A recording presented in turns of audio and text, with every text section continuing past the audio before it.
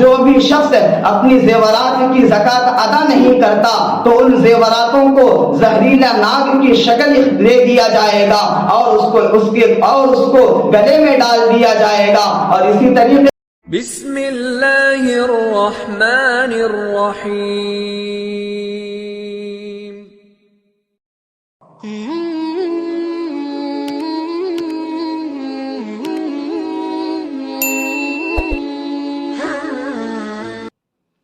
بسم اللہ الرحمن الرحیم، حامدا و مصلیا اما بعد۔ فلاح و ترقی نظام زکوٰۃ ہے تعمیر ملت قیام زکوٰۃ، اہم رکن ہے یہ بھی اسلام کا، اسی سے سمجھیے مقام زکوٰۃ۔ کہا رب نے قرآن میں آتوا الزکاۃ، احادیث میں ہے کلام زکوٰۃ۔ ادا کر کے ستھرا کرو مال و زر، امیروں کو ہے یہ پیام زکوٰۃ۔ غریبوں فقیروں کی امداد ہو، ملے مستحق کو طعام زکوٰۃ۔ مدد کیجیے پردہ داری کے ساتھ کہ غیرت نہ ٹوٹے بنام زکوٰۃ۔ مدارس کا ہر بار رکھو خیال، سدا وہ رہے شاد کام زکوٰۃ۔ سفیر و محصل کی عزت کرو کہ دو خیر خواہی سے دام زکوٰۃ۔ فلاح و ترقی نظام زکوٰۃ ہے تعمیر ملت قیام زکوٰۃ۔ عزیزان محترم، رمضان المبارک شروع ہوتے ہی انسانوں میں ذہنی، ایمانی اور اعمالی اعتبار سے بہت سی خوشگوار تبدیلیاں واقع ہوتی ہیں۔ نہ صرف یہ بلکہ معاشرے میں امن و امان، باہمی ہمدردی اور اخوت و بھائی چارگی کی ایک عجیب فضا قائم ہوتی ہے۔ چنانچہ اسی مہینے میں عام طور پر اپنے اموال کی زکوٰۃ نکالنے کا دستور ہے۔ اگرچہ زکوٰۃ کی ادائیگی کا براہ راست رمضان المبارک سے کوئی تعلق نہیں ہے، بلکہ زکوٰۃ کے وجوب اور اس کی ادائیگی کا تعلق اس کے متعین نصاب کا مالک بننے سے ہے، لیکن چونکہ رواج ہی یہ بن چکا ہے کہ رمضان المبارک میں اس کی ادائیگی کی جاتی ہے، اس لیے اس موقع پر مناسب معلوم ہوا کہ اس ماہ میں جہاں رمضان روزہ اور ان سے متعلق ہر عبادت پر بولا اور لکھا جاتا ہے، تو وہیں پر اسی مہینے میں زکوٰۃ پر بھی بولا جائے، تاکہ اس فریضے کی ادا کرنے والے پوری ذمہ داری سے اپنے اس فریضے کو ادا کریں۔ اس کے ساتھ ساتھ یہ بات بھی ذہنوں میں رہے کہ ہم معاشرے سے اس فضا کو ختم کرنے کی کوشش کریں جو اس وقت عمومی طور پر سارے مسلمانوں میں اتنا زور پکڑ چکی ہے کہ زکوٰۃ رمضان میں نکالنی ہے، بلکہ ہم یہ معقول بنائیں اور اسی کے مطابق دوسروں کی ذہن سازی کریں کہ زکوٰۃ نکالنے والا اپنی زکوٰۃ کی ادائیگی میں زکوٰۃ کے واجب ہونے کے وقت کا خیال رکھتے ہوئے اس کے وقت پر زکوٰۃ نکالے اور اس کے لیے رمضان کا انتظار نہ کرے۔ میرے کلمہ شریک بھائیوں اور بہنوں، زکوٰۃ اسلام کا ایک اہم ترین فریضہ ہے۔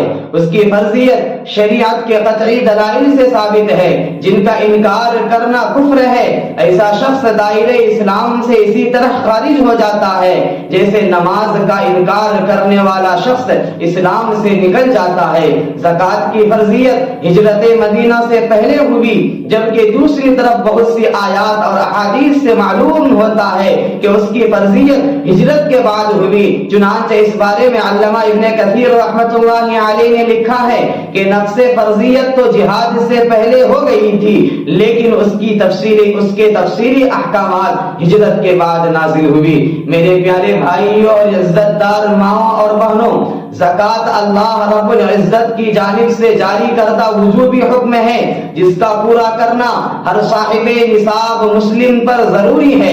اس فریضے کے اثر انجام دینے پر انعامات کا ملنا 100% اللہ تعالی کا فضل ہے، کیونکہ اس فریضے کی ادائیگی تو ہم پر لازم تھی، اس کے پورا کرنے پر شاباشی ملنا اور پھر اس پر بھی مستزاد انعام اور پھر دنیاوی و اخروی بھی تو ایک زائد چیز ہے. دوسرے لفظوں میں سمجھیے کہ مسلمان ہونے کے ناطے اس حکم کا پورا کرنا ہر حال میں لازم تھا، چاہے کوئی حوصلہ افزائی کرے یا نہ کرے، کوئی انعام دے یا نہ دے، لیکن اس کے باوجود کوئی اس پر انعام بھی دے تو پھر کیا کہنے، اور انعام بھی ایسے کہ جن کے ہم بہر صورت محتاج ہیں. ہماری دنیاوی و اخروی بہت بڑی ضرورت انعامات سے وابستہ ہے. ان انعامات میں سے پہلا انعام یہ کہ زکوٰۃ کی ادائیگی کی وجہ سے اللہ تعالی مال کو بڑھاتے ہیں. زکوٰۃ کی وجہ سے اجر و ثواب 700 گنا بڑھ جاتا ہے. زکوٰۃ کی وجہ سے ملنے والا اجر کبھی ختم ہونے والا نہیں، ہمیشہ باقی رہے گا. اللہ تعالیٰ کی رحمت ایسے افراد یعنی زکوٰۃ ادا کرنے والوں کا مقدر بن جاتی ہے. کامیاب ہونے والوں کی جو صفات قرآن پاک میں گنوائی گئی ہے ان میں ایک صفت زکوٰۃ کی ادائیگی بھی ہے. زکوٰۃ ادا کرنا ایمان کی دلیل اور علامت ہے. قبر میں زکوٰۃ اپنے ادا کرنے والے کو عذاب سے بچاتی ہے. ایک حدیث شریف میں جنت کے داخلے کے 5 اعمال گنوائے گئے ہیں جن میں سے ایک زکوٰۃ کی ادائیگی بھی ہے. میرے دوستو، انسان کے مال کی پاکی کا ذریعہ زکوٰۃ ہے. زکوٰۃ انسان کے گناہوں کی معافی کا بھی ذریعہ ہے. زکوٰۃ سے مال کی حفاظت ہوتی ہے. زکوٰۃ سے مال کا شر ختم ہو جاتا ہے. میرے دوستو، اوپر جتنے بھی فضائل بیان کیے گئے ہیں وہ ہر قسم کی زکوٰۃ سے متعلق ہے، چاہے وہ زکوٰۃ سونے چاندی کی ہو یا تجارتی سامان کی، عشر ہو یا جانوروں کی زکوٰۃ. میرے بھائیوں اور بہنوں، زکوٰۃ کی ادائیگی پر جہاں من جانب اللہ انعامات و فوائد ہیں، وہیں پر اس فریضے کی ادائیگی میں غفلت برتنے والے کے لیے قرآن پاک اور احادیث مبارکہ میں وعیدیں بھی وارد ہوئی ہے، اور دنیا و آخرت میں ایسے شخص کے اوپر آنے والے وبال کا ذکر بکثرت کیا گیا ہے. میرے دوستو، جو لوگ زکوٰۃ ادا نہیں کرتے ان کے مال کو جہنم کی آگ میں گرم کر کے اس سے ان کی پیشانیوں، پہلو اور پیٹھوں کو داغا جائے گا. ایسے شخص کے مال کو توق بنا کر اس کے گلے میں ڈال دیا جائے گا. ایسا مال آخرت میں اس کے کسی کام نہ آ سکے گا. زکوٰۃ ادا نہ کرنا جہنم والے اعمال کا ذریعہ بنتا ہے. ایسے شخص کا مال قیامت کے دن ایسے زہریلے ناگ کی شکل میں آئے گا جس کے سر کے بال جھڑ چکے ہوں گے اور اس کی آنکھوں کے اوپر 2 سفید نقطے ہوں گے. پھر وہ سانپ اس کے گلے کا توق بنا دیا جائے گا. پھر وہ اس کی دونوں بانچیں پکڑے گا اور کاٹے گا اور کہے گا، میں تیرا مال ہوں، میں تیرا جمع کیا ہوا خزانہ ہوں. میرے دوستو، مرتے وقت ایسا شخص زکوٰۃ ادا کرنے کی تمنا کرے گا لیکن اس کے لیے سوائے حسرت کے اور کچھ نہ ہوگا. ایسے شخص کے لیے آگ کی چٹانیں بچھائی جائیں گی اور ان سے ایسے شخص کے پہلو، پیشانی اور سینے کو داغا جائے گا. میرے دوستو، ایسے افراد کو جہنم میں زقوم، گرم پتھر اور کانٹے دار بدبودار درخت کھانے پڑیں گے. ایسے افراد سے قیامت کے دن حساب کتاب لینے میں بہت زیادہ سختی کی جائے گی. جب لوگ زکوٰۃ روک لیتے ہیں تو اس کے بدلے اللہ تعالیٰ ان سے بارشیں روک لیتے ہیں. جب کوئی قوم زکوٰۃ روک لیتی ہے تو اللہ تعالیٰ اس قوم کو قحط سالی میں مبتلا کر دیتے ہیں. میرے دوستو، عام طور پر یہ بات سننے کو ملتا ہے کہ زکوٰۃ ادا کرنے سے مال میں کمی واقع ہوتی ہے. آئیے آپ کو میں آج نبی اکرم صلی اللہ علیہ وسلم کا ایک فرمان سناتا ہوں. میرے دوستو، یہ بات بالکل حقیقت ہے کہ ساری کائنات جھوٹی ہو سکتی ہے لیکن نبی اکرم صلی اللہ علیہ وسلم کا قول کبھی بھی جھوٹا نہیں ہو سکتا ہے. یہ زمین پھٹ سکتی ہے، آسمان ٹوٹ سکتا ہے، ستارے ٹوٹ پھوٹ کر چکناچور ہو سکتے ہیں، لیکن نبی کا فرمان کبھی بھی جھوٹا نہیں ہو سکتا. نبی اکرم صلی اللہ اللہ علیہ وسلم نے ارشاد فرمایا میں 3 چیزوں پر قسم کھاتا ہوں اور تمہیں ایک اہم بات بتاتا ہوں، تم اسے یاد رکھنا۔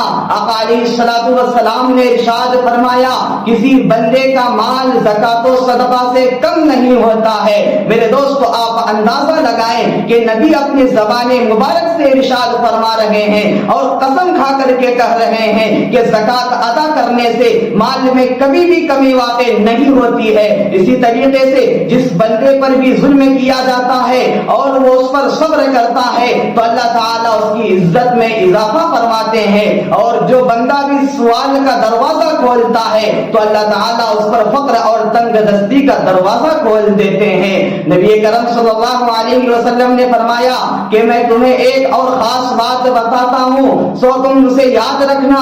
ارشاد فرمایا دنیا تو 4 قسم کے افراد کے لیے ہے، ایک اس بندے کے لیے ہے جس کو اللہ نے مال اور دین کا علم دونوں نعمتیں عطا فرمائی تو وہ اس معاملے میں اپنے رب سے ڈرتا ہے، اس طرح کے اس مال کو اللہ تعالیٰ کی نافرمانی میں استعمال نہیں کرتا اور علم دین سے فائدہ اٹھاتا ہے اور علم دین اور مال کی روشنی میں رشتہ داروں سے صلہ رحمی کرتا ہے اور مال میں اللہ تعالیٰ کے حق کو پہچانتا ہے، مثلا مال کو اللہ تعالیٰ کے لیے وقف کرتا ہے اور دینی علم سے دوسروں کو تبلیغ، تدریس اور افتاء وغیرہ کے ذریعے سے فائدہ پہنچاتا ہے تو یہ شخص درجات کے اعتبار سے چاروں سے افضل ہے۔ دوسرے اس بندے کے لیے دنیا ہے جس کو اللہ تعالیٰ نے علم کی نعمت تو عطا فرمائی لیکن مال عطا نہیں فرمایا، لیکن وہ نیت کا سچا ہے اور کہتا ہے اگر میرے پاس مال ہوتا تو میں بھی فلاں آدمی کی طرح عمل کرتا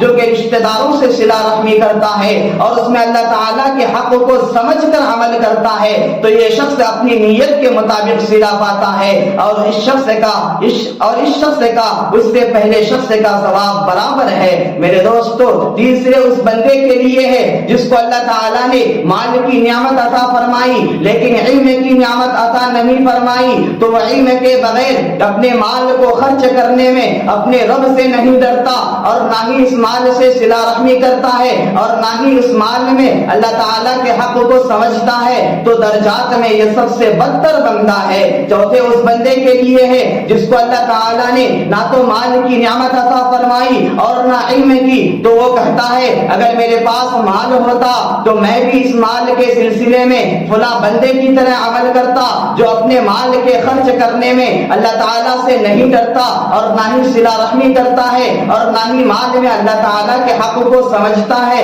سو یہ بندہ اپنی نیت کے مطابق صلہ پاتا ہے، بس اس کا گناہ اور وبال اس پہلے شخص کے گناہ اور وبال کے مطابق ہوتا ہے۔ میرے بھائیوں اور عزت دار ماؤں اور بہنوں، اللہ نے اور اللہ کے محبوب صلی اللہ علیہ وسلم نے زکوٰۃ ادا کرنے پر اتنے فوائد بیان کیے ہیں، کیا ہم اور آپ ان فوائد کو حاصل کر رہے ہیں؟ اگر نہیں تو پھر ہم سب کے لیے یہ ایک لمحہ فکریہ ہے اور بہت ہی خسارے اور گھاٹے کی بات ہے۔ اسی طرح قرآن و احادیث میں زکوٰۃ ادا نہ کرنے پر کتنی دردناک وعیدیں بیان کیے گئے ہیں۔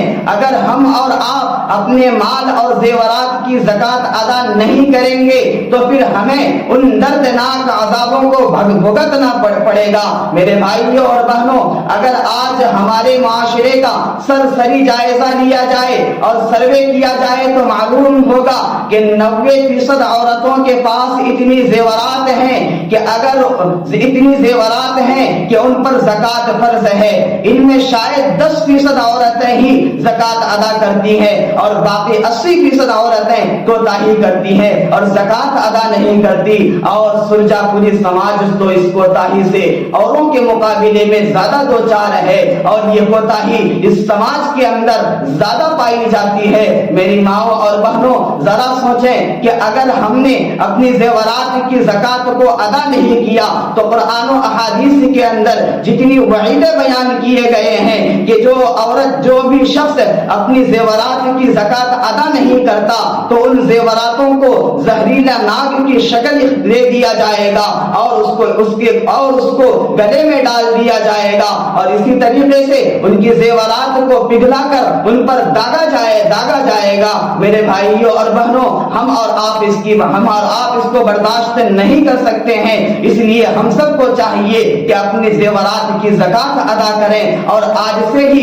अपने दिल में ये इरादा कर लें कि हमारे पास जितनी जेवरात हैं और जितने मिकदार में माल है, हम सब उन मालों की ज़कात अदा करेंगे और अपने मकामी उलमा से उन मालों की तफसील को बतलाकर उनसे दरियाफ्त करेंगे, उनसे पूछेंगे कि इतने माल हमारे पास हैं, इतनी जेवरात है जिनकी कीमत इतनी होंगी, हमारे इन मालों से कितनी ज़कात निकाली जाएगी, आप बताएं। मेरे दोस्तों, मुझे उम्मीद है कि इन तमाम फवाइद और वईदों को सुनने के बाद हम और आप अपने मालों की ज़कात अदा करेंगे और इस कोताही को अपने से दूर करेंगे। अल्लाह ताला से दुआ है कि अल्लाह ताला हम तमाम मुसलमानों को ज़कात अदा करने की तौफीक अता फरमाए। आमीन। व आखिरु दअवाना अनिल हम्दुलिल्लाहि रब्बिल आलमीन। वस्सलामु अलैकुम व रहमतुल्लाहि व बरकातुहू।